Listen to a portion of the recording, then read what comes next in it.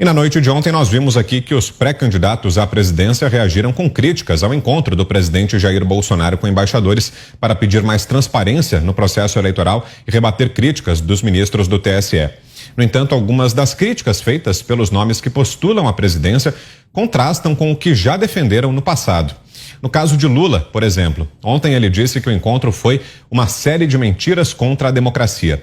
Antes da eleição de 2002, no entanto, quando o Brasil já usava o sistema eletrônico de votação, Lula, conforme mostra a matéria da Folha de São Paulo de 6 de junho de 2002, suspeitava da urna. O título: Lula põe urna eletrônica sob suspeita e ataca o uso da ABIN. Outra a criticar o presidente foi Simone Tebet. Ela disse que o presidente desacreditou mais uma vez o sistema eleitoral brasileiro e reforçou a confiança na justiça eleitoral e no sistema de votação por urnas eletrônicas.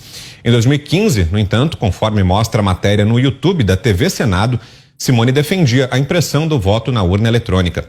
À época, o Congresso derrubou um veto da presidente Dilma Rousseff e havia restabelecido a impressão do voto para a eleição presidencial seguinte, de 2018. O STF, tempos mais tarde, barrou essa iniciativa. Vamos relembrar.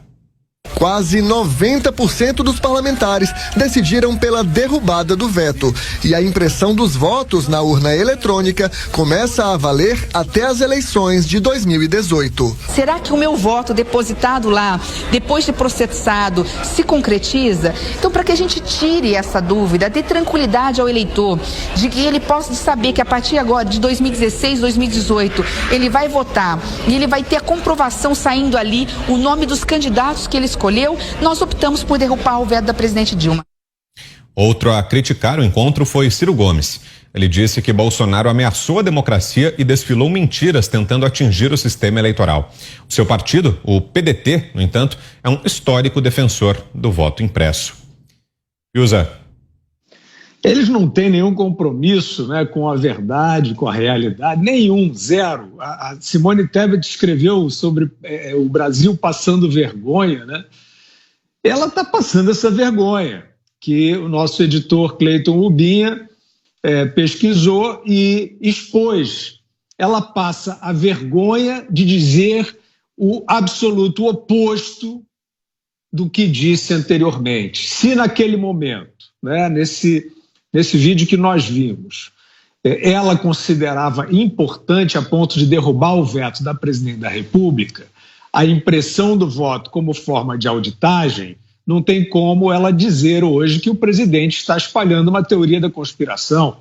O presidente foi a favor dessa medida que foi derrotada e ele está trabalhando com subsídios técnicos, de técnicos gabaritados, para aumentar a segurança da fiscalização e a transparência e a conferência final dos votos.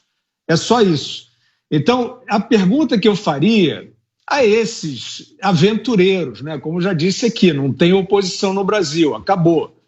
São aventureiros, são sabotadores, oportunistas, esses sim perderam toda a vergonha, esse antibolsonarismo, isso aí vai ficar na história, com a maior vergonha da classe política, essa safra de governadores, o judiciário, prefeitos, parte do Congresso, isso vai ficar na história com a maior vergonha, a maior falta de espírito público, né? Inclusive aqueles respeitáveis aí que defendiam certas agendas que esse governo implanta e eles fazem cara de nojo para tudo. Está tudo na cara, vocês estão passando essa vergonha toda. Estão passando, é porque na bolha, né, nesse momento o lobby está protegendo. Mas daqui a pouco não, daqui a pouco, como fizemos agora com a Simone Tebet, todos vocês estarão expostos na sua inconsistência, na sua falta de espírito público, na sua demagogia desenfreada. E a pergunta que eu deixo é só a seguinte, a todos esses. Onde estão os arquivos da eleição de 2018, onde o sistema foi invadido e violado comprovadamente pela Polícia Federal? Eu respondo, esses arquivos foram apagados. Foram apagados dentro do TSE. Eles não têm curiosidade para saber por que o sistema foi violado e corrigir essa vulnerabilidade? Então, se eles não têm, ou eles são absolutamente ignorantes sobre o passado recente do país, ou eles são irresponsáveis e querem que a eleição seja insegura mesmo. Você, Mota? Para essa turma, coerência é dispensável. Ideias, propostas são dispensáveis. Até a verdade é dispensável. Vale tudo, né? Principalmente dizer uma coisa e, algum tempo depois, dizer outra coisa que é exatamente o oposto daquilo que eles tinham dito. Vale também dizer uma coisa e fazer outra. Na verdade, isso sempre foi parte da política nacional, né? Da prática política nacional. Agora, existe uma novidade nesse jogo. Essa novidade se chama redes sociais. Todo mundo sabe, a internet nunca esquece. E aí o que acontece? Uma tia do Zap, de uma cidadezinha pequena lá no interior do Brasil, tem ferramentas para desmentir um político picareta.